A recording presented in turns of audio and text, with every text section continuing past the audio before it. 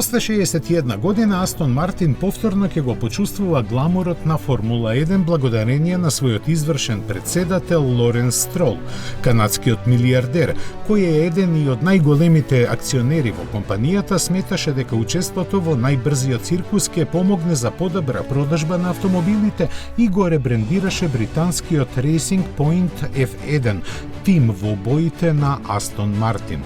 Можеби затоа, а можеби и заради талентот, еден од возачите е неговиот син Ланс Строл, додека другиот е 4-кратниот шампион Себастијан Фетел. Шампионски гени има и моторот што се крие под зелената ливреја на болидот, потпишан од AMG Мерцедес.